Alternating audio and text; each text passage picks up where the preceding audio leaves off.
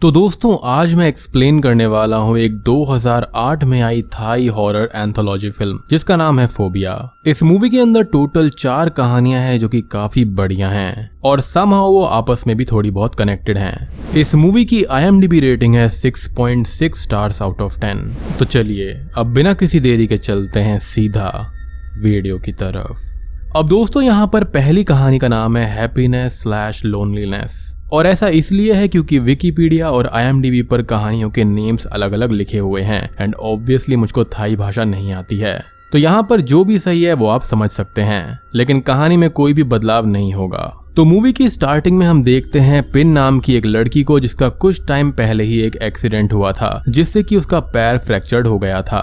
अब यहाँ पर पिन का बॉयफ्रेंड किसी जगह पर घूमने गया हुआ था जिस वजह से वो उससे बात नहीं करता था और पिन अपने घर पर अकेली रहा करती थी। वो इतनी अकेली थी कि उससे बात करने के लिए उसके पास में कोई भी नहीं था। तो कुछ ही दिनों से उसको किसी स्ट्रेंजर के फनी मैसेजेस आ रहे थे। वो स्ट्रेंजर यहाँ पर एक लड़का होता है जिससे पिन भी काफी खुश होती है। पिन भी उससे बात करने लगती है और धीरे धीरे 1-2 दिन में ही उनकी दोस्ती हो जाती है। वो स्ट्रेंजर पिन से काफी बातें करता था और पिन भी उसकी ओर अट्रैक्ट होती जा रही थी। पिन उसके मैसेजेस का दिन भर वेट किया करती और उससे बात करने के लिए हमेशा रेडी रहती थी। अब एक दिन पिन से बात करते हुए वो लड़का बताता है कि वो पिछले 100 दिन से अकेला है, जिस पर पिन बोलती है कि वो भी अकेली ही रहती है। एक दिन वो दोनों फोटो एक्सचेंज करने का डिसाइड करते हैं और पिन उसको अपनी पिक्चर भेज देती है। अब वो लड़का पिन को उसकी ही पिक्चर फॉरवर्ड करता है जिस पर पिन बोलती है कि ये तो उसी की पिक्चर है और लड़का अपनी पिक्चर उसको दे। लड़के का रिप्लाई आता है कि उस पिक्चर में पिन के साथ वो लड़का भी है और तभी पिन उस पिक्चर को दोबारा चेक करती है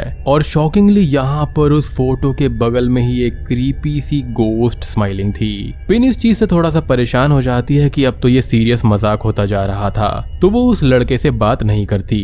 अब पिन अपने PC पर जॉब्स को सर्च करने लगती है कि तभी उसको एक आर्टिकल मिलता है जिसमें एक लड़के की डेथ के बारे में लिखा हुआ था। पिन उस आर्टिकल को पढ़ती है जिसमें एक लड़के की 100 दिन पहले ही डेथ हो गई थी और उसके पेरेंट्स ने उसकी कब्र में एक सेल फोन छोड़ दिया था इन केस वो लड़का बोर हो या फिर अचानक से जाग जाए तो। अब ऐसा इसलिए क्योंकि ये जो लड़का था वो प्रिंसेस सोफिया का बेटा होता है और शायद से यहाँ पर राजघरानों में ऐसा माना जाता था कि अगर कोई मर जाए और उसके पास में कोई सेल फोन रख दिया जाए तो वो उसे कम्युनिकेट कर सकता है। स्ट्रेंज है लेकिन इसका लिंक आपको आने वाली कहानियों में मिलने वाला है, तो इसको याद रखना। अब पिन इस चीज से काफी डर जाती है और उसको उसी स्ट्रेंजर लड़के की बातें याद आती है जिसमें उसने ये बोला था कि वो 100 दिन से अकेला है और एक छोटी सी जगह पर है, मतलब कि कब्र के अंदर है। अब पिन यहाँ पर डरी हुई थी कि तभी उसको उस लड़के के मैसेजेस आते हैं जिसमें वो ये बोलता है कि वो पिन के घर के बाहर है और वो उससे मिलने आ रहा है। पिन बिल्डिंग के नीचे देखती है तो उसको कोई भी नहीं दिखाई देता और लड़के के मैसेजेस आते रहते हैं कि अब पिन उससे बात करना बंद नहीं कर सकती। पिन ये बोलती है कि वो लड़का यहाँ ना आए क्योंकि पिन का बॉयफ्रेंड उससे गुस्सा करेगा, जिस पर वो लड़का बोलता है कि पिन अभी अकेली है और वो पिन को देख सकता है। अब तक पिन बहुत ही ज्यादा डर जाती है और वो घर के सारे डोर्स को बंद करने लगती है और मेन डोर को भी लॉक कर देती है। अब हम पिन की बिल्डिंग की लाइट्स को नीचे से ऊपर की ओर बंद होता हुआ देख सकते हैं, मीन्स कि वो लड़का ऊपर आ रहा था और अचानक ही पिन के घर की लाइट्स भी बंद हो जाती हैं। पिन इससे बहुत डर जाती है और रोने लगती है और वो लड़का पिन को मैसेज करके बोलता है कि वो अब पिन के सामने ही खड़ा है। पिन बहुत ही ज्यादा डरी हुई थी और सडनली ही उस लड़के की स्पिरिट पिन को बिल्डिंग से नीचे गिरा देती है जिससे पिन की वहीं पर डेथ हो जाती है और हम उस लड़के के रिलेटिव्स को उसके नाम के पैम्पलेट्स उड़ाता हुआ देख पाते हैं। तभी हम फ्लैशबैक में ये देखते हैं कि एक आदमी अचानक से ही एक टैक्सी के सामने आ गया था जिससे कि उसका एक्सीडेंट हुआ था और उसकी डेथ हो गई थी। और यहाँ पर ये आदमी टैक्सी के सामने इसलिए आता है क्योंकि उसको उसकी गर्लफ्रेंड का मैसेज आता है कि वो उससे ब्रेकअप कर रही है, जिसका राज अंत में खुलेगा। और ये टैक्सी किसी और की नहीं बल्कि पिन की ही थी। जी हाँ, जहाँ पर वो लड़का अपने लास्ट टाइम में पिन को ही देख रहा था और यहीं पर पिन का पैर टूटा था और इसी के साथ में पहली स्टोरी खत्म हो जाती है। और दोस्तों यहाँ पर जो कनेक्शंस है ना वो काफी खतरनाक हैं, मतलब आपको मजा ही आ जाएगा। खैर यहाँ पर दूसरी कहानी का नाम है टिट फॉर टैट या फिर डेडली चार्म।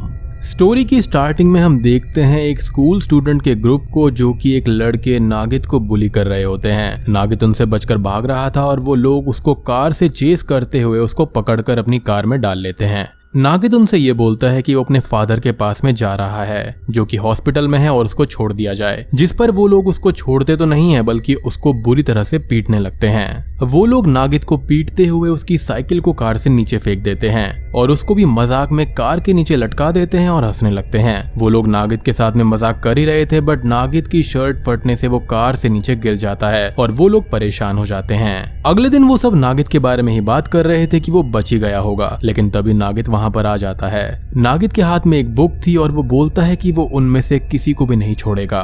वो सब अब नागिद को पीटने लगते हैं और एक लड़की पिंक उनको रोकती है। नागिद की बुक को एक लड़की जिसका नाम यो होता है वो उठा लेती है और उसमें कुछ देखकर डर जाती है और फिर जाती है जिससे उसके नेक में एक रॉड घुस जाती है। नागिद ये देखकर हंसने लगता है और उसकी आंखों से ब्लड के आंसू निकल रहे थे। वो लोग नागिद को उठाते हैं बट वो फिसलकर बिल्डिंग से नीचे गिर जाता है और मारा जाता है। सभी लोग यो को हॉस्पिटल लेकर जाते हैं बट रास्ते में ही यो की डेथ हो जाती है।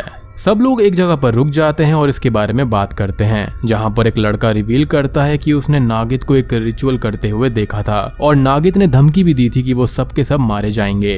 एक लड़का ये सुनकर बोलता है कि नागिद ने डेथ सिजिल नाम का रिचुअल किया है जिसमें ऐसे पर्सन की फोटो होती है जिसके मरते टाइम आंखें खुली हुई हों और उस फोटो से एक रिचुअल कास्ट किया जा सकता है और जब भी कोई उस रिचुअल को देखता है तो उसकी डेथ निश्चित हो जाती है। अब एक लड़का नागिद की बुक को देख लेता है और रिचुअल के अनुसार वहां पर सब लोग मरने लगते हैं। एक लड़का और पिंक उसमें बच गए थे और वो लड़का नीचे गिर जाता है जहां पर नागिद की स्पिरिट आकर उसको भी वो रिचुअल की फोटो दिखा देती है और वो लड़का भी वहीं पर जलकर मारा जाता है। नागिद अब पिंक के पीछे पड़ जाता है जबकि वो तो उसको बचाना चाहती थी और उसको एक कार में उसको फंसाकर मारने लगता है बट तभी वहां पर पुलिस आ जाती है और पिंक को अपने साथ में ले जाती है। पिंक इससे बहुत ही ज्यादा डर चुकी थी और पुलिस को सब कुछ बताने लगती है जहां पर पुलिस को इस रिचुअल जैसी बातों पर यकीन नहीं होता। पुलिस स्टेशन में एक क्रिमिनल एक गन छीनकर सबको डराने लगता है और सारे ऑफिसर्स पिंक को रूम में ही छोड़कर बाहर चले जाते हैं। रूम में पिंक को नागिद की स्पिरिट रिचुअल दिखाने लगती है और पिंक को उसके दोस्तों की वॉइसेस भी सुनाई दे रही थी। पिंक इससे बहुत ही ज्यादा डर गई थी और नागिद उसको बोलता है कि वो भी रिचुअल देख लेगी और अब वो भी मरने वाली है। अब बाहर से पुलिस ऑफिसर अंदर आता है पिंक की सेफ्टी के लिए कि कहीं वो क्रिमिनल उसको कुछ करना दे, लेकिन तभी पुलिस ऑफिसर वहां पर एक भयानक नजारा देखता है जिससे उसकी रूह कांप जाती है और यहाँ पर पिंक ने अपनी ही दोनों आंखें निकाल ली थी और वो हंसते हुए ये बोलती है कि अब उसको डरने की कोई भी जरूरत नहीं है क्योंकि अब कोई कुछ भी नहीं कर सकता। और दोस्तों यहाँ पर उस फोटो के अंदर कोई और नहीं बल्कि स्टोरी 1 की पिन होती है। जी हाँ, और इसी के साथ में कहानी नंबर 2 खत्म हो जाती है। अब दोस्तों यहाँ पर तीसरी कहानी का नाम है the man in the middle या फिर ICU। स्टोरी की स्टार्टिंग में हम 4 दोस्तों के ग्रुप को देखते हैं जो कि जंगल में कैंपिंग के लिए आए हुए थे। ग्रुप के अंदर यहाँ पर आई, फ्यूक, शिन और टेर थे। अब वो लोग रात को एक जगह पर कैंप लगाकर आपस में बातें कर रहे थे जहां पर टेर एक स्टोरी सुनाता है कि उसकी बहन टिया एक बार जंगल में कैंपिंग के लिए गई हुई थी। तभी रात को सोते समय उसके पैरों के ऊपर एक लेडी आकर बैठ गई और उसके पैरों को स्क्रैच करने लगी। टिया ने जब इसके बारे में अगले दिन लोगों से पूछा तो उसको ये पता लगा कि उस जगह पर एक लेडी की डूबने से डेथ हो गई थी और अब वो लेडी आने जाने वाले लोगों को दिखाई देती है। टेर की बातों से कोई भी नहीं डरता और सब लोग मजाक करने लगते हैं और शिन यहाँ पर सिक्स्थ सेंस नाम की मूवी का रेफरेंस देता है एज वो एक मूवी फैन था। आई यहाँ पर टेर से बोलता है कि अगर वो जंगल में मारा जाए तो वो कैंप में मिडल में सोने वाले को ही हॉन्ट करेगा और सब लोग इस पर हंसने लगते हैं। खैर अगले दिन वो चारों बोटिंग करने जाते हैं जहाँ पर फ्यूक मजाक कर रहा था और सडनली ही उनकी बोट पानी में पलट जाती है। वो सभी लोग समहाउ किनारे पर आ जाते हैं और वो देखते हैं कि टेर पानी में ही फंस गया है। आए टेर को बचाने पानी में जाता है और वो टेर को बचा भी लेता है लेकिन वो खुद बच नहीं पाता। वो लोग बहुत टाइम तक आई को पानी में और किनारे पर ढूंढते हैं जहां पर वो उनको कहीं भी नहीं मिलता और वो लोग रात को टेंशन में बैठे होते हैं जहां पर फ्यूक ये बोलता है कि आई को कुछ भी नहीं हुआ होगा और वो सही सलामत उनको अगले दिन मिल ही जाएगा। सब लोग सोने चले जाते हैं जहां पर टेर मिडल में सोने से मना कर देता है एज आई ने ये बोला था कि अगर वो मारा जाए तो बीच वाले को ही वो हॉन्ट करेगा और सभी लोग अब ट्रायंगुलर पोजीशन में सोने लगते हैं। रात को उन लोगों को किसी के चलने की आवाज आती है और कैंप की चेन ओपन हो जाती है और आय उनके पास में आता है। सभी लोग आय को देखकर खुश हो जाते हैं एज वो बच गया और उसके कपड़े भी चेंज करके उसको कैंप में ही सुला देते हैं। टेर को अभी भी आय से डर लग रहा था इसलिए वो स्मोक करने के लिए बाहर जाता है और फ्यूक भी उसके साथ चला जाता है। बाहर टेर और फ्यूक बात करने लगते हैं और अंदर शिन को आई की डेड बॉडी का नाइटमेयर आता है, जिससे डर कर वो बाहर आ जाता है। बाहर टेर टॉयलेट जाने लगता है और आई भी कैंप से बाहर आकर उनके साथ टॉयलेट जाने लगता है। टॉयलेट करते टाइम टेर को आई की बॉडी पर बहुत सारा पानी बहता हुआ दिखाई देता है और सामने रिवर में उसको आई की डेड बॉडी तैरती हुई दिखाई देती है, जिससे कि डर कर वो भागने लगता है। टेर अब फ्यूक और शिन को इसके बारे में बताता है और वो लोग कैंप के अंदर छुप जाते हैं। कैंप के बाहर आई आकर उनको डराता है और वो लोग डर कर जंगल में भागने लगते हैं। भागते भागते वो लोग अलग अलग हो जाते हैं और टेर अकेला पड़ जाता है। भागते हुए टेर गिर जाता है, जिससे उसके ग्लासेस गिरकर टूट जाते हैं और तभी आई वहां पर आकर उसको हॉन्ट करता है। टेर अब वहां से भागता है और वो फ्यूक और शिन से जाकर मिल जाता है। वो लोग रिवर के किनारे पर आ जाते हैं, जहां पर उनको आई की डेड बॉडी मिलती है और टेर आई को बुलाने लगता है। अब फ्यूक और शिन डरते हुए यहाँ पर आई का नाम लेने का रीजन पूछते हैं, तो टेर ये बताता है कि ऐसा करने से वो आई को अपनी डेथ के बारे में बता देंगे कि वो मारा जा चुका है और वो उनका पीछा छोड़ देगा। वहाँ पर तभी आई आ जाता है और टेर उसको वो डेड बॉडी उठाकर दिखाता है और उस डेड बॉडी को देखकर फ्यूक और शिन डर जाते हैं, क्योंकि वो बॉडी टेर की ही थी। जी हाँ, टेर अपनी बॉडी देखकर शॉक्ड हो जाता है और यहाँ पर देखने पर उन लोगों को बाकी की डेड बॉडीज भी मिल जाती हैं, मतलब कि वो चारों ही लोग मारे जा चुके थे, यानी कि जब इनकी बोट पलटी थी वो मर गए थे।